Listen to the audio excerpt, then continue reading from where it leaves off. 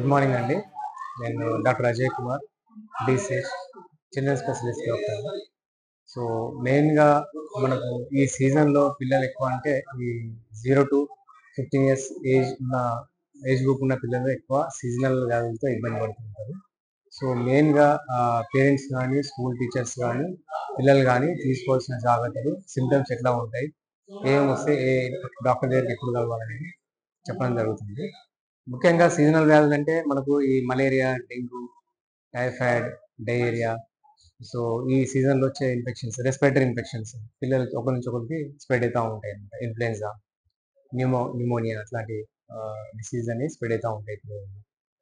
ఇట్లాంటి ఏంటంటే ఇప్పుడు స్కూల్ గోయింగ్ పిల్లల్లో ఎక్కువ ఈ రెస్పిరేటరీ ఇన్ఫెక్షన్స్ ఎక్కువ ఎఫెక్ట్ అయి ఉంటాయి. ఒక స్కూల్లో ఒక పిల్లగాడికి వచ్చింటే మిగతా పిల్లలకి అనేది ఒకరి నుంచి ఒకరికి స్ప్రెడ్ అవుతూ ఉంటాయి. కాబట్టి any symptoms like cold, cough, జ్వరము అట్లాంటి సిమ్టమ్స్ ఏమైనా ఐడెంటిఫై చేస్తే స్కూల్లో ఉన్న టీచర్స్ ఆ పిల్లాన్ని ఐడెంటిఫై చేసి కొంచెం పర్సనల్ కేర్ తీసుకొని ఎర్లీ మెడికేషన్ అంటే డాక్టర్కి ఈజీగా తొందరగా కన్సల్టేషన్ తీసుకొని మందులు వాడినట్టయితే మిగతా పిల్లలకి అనేది స్ప్రెడ్ కాకుండా ఉంటుంది.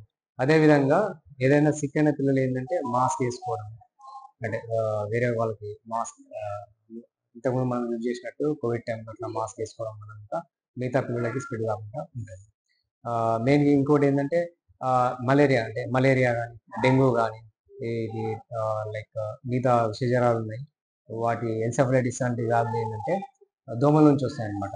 మనము ఇంట్లో పర్సనల్స్ అంటే ఇంటి చుట్టూ ఉండే పరిసరాలను నీట్గా పెట్టుకోవడము, ఎక్కడైనా వాటర్ స్టాగ్నేషన్ పాయింట్స్, చిన్న పాయింట్స్ ఉంటే వాటిని ఐడెంటిఫై చేసి ఎక్కడైతే లార్వా ఉందో లార్వాను ఇమ్మీడియట్గా ఐడెంటిఫై చేసి దాన్ని రిమూవ్ చేయడం. అట్లాంటి every Friday is dry day, అంటే వారంలో ప్రతి ఫ్రైడే అని డ్రై డే అని పెట్టుకోవాలి.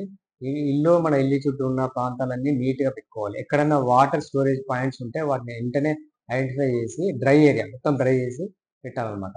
సో వాటర్ అయినా స్టోరేజ్ ఉంటే చిన్న చిన్న పాట్స్ కానీ ప్లాస్టిక్ కప్పులు కానీ టీ కప్స్ కానీ కొబ్బరి చిప్పలు అట్లాంటి దాంట్లో ఏంటంటే వాటర్ స్టోర్ అయ్యి అక్కడ లార్వా అనేది డెవలప్ అవుతుంది దోమలని. సో అక్కడ నుంచి అనేది దోమలు అనేది బయటకు వచ్చేసి ఇప్పుడు మెయిన్గా మనకు ఇప్పుడు వచ్చే సీజన్ డెంగ్యూ వ్యాధులు కానీ, మలేరియా కానీ, ఎన్సెఫలైటిస్ కానీ ఇట్లాంటి ఫీవర్స్ని ఇట్లా స్ప్రెడ్ చేస్తూ ఉంటాయి. కాబట్టి ఈ దోమ కాటు నుంచి మనం ప్రొటెక్షన్ తీసుకోవాలంటే కొన్ని పర్సనల్ మస్కిటో రిపెలెంట్స్ కానీ, మస్కిటో నెట్స్ కానీ పర్సనల్గా మనం ఇంట్లో యూజ్ చేసేది. సో అట్లా యూజ్ చేసి దోమల నుంచి కొంచెం జాగ్రత్త తీసుకుంటే వీటి వల్ల కూడా మనము జబ్బు రాకుండా చూసుకోవచ్చు. మిగతా ఏంటంటే ఇంకోటి ఈ స్పెషల్గా వాటర్ ఫుడ్ నుంచి వచ్చే ఏంటంటే డైరియా, టైఫాయిడ్ లాంటి వ్యాధులు. సో ఈ సీజన్లో ఏంటంటే కంటామినేటెడ్ వాటర్ ఎక్కువ ఉంటుంది కాబట్టి బయట వాటర్ కానీ రెస్టారెంట్లో, హోటల్లో బయట వాటర్ కానీ ఫుడ్ కానీ తీసుకున్నప్పుడు చాలా జాగ్రత్తగా ఉండాలి, ఎందుకంటే మ్యాక్సిమం అవాయిడ్ చేయాలి. మెయిన్గా ఈ సీజన్లో వాటర్ అనేది కంటామినేట్ అవుతూ ఉంటుంది, ఫుడ్ కంటామినేట్ అవుతూ ఉంటుంది కాబట్టి బయట ఫుడ్ అనేది అవాయిడ్ చేయాలి.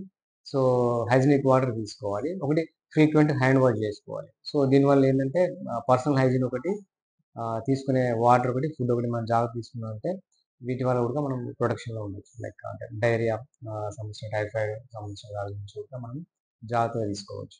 అండ్ సో ఇంపార్టెంట్ ఏమన్నా పిల్లలు బాగా సిక్ ఉన్నా, అంటే హై గ్రేడ్ టెంపరేచర్, జ్వరము కంటిన్యూస్ జ్వరం వచ్చినా, వామిటింగ్ వచ్చినా, జ్వరము విత్ అంటే చలితో జ్వరం వచ్చినా, ఇట్లాంటి వార్నింగ్ సైన్స్ ఇట్లాంటివి ఏమైనా ఉన్నట్టయితే వెంటనే నియర్ బై డాక్టర్ని సంప్రదించి ట్రీట్మెంట్ తీసుకోవాలి.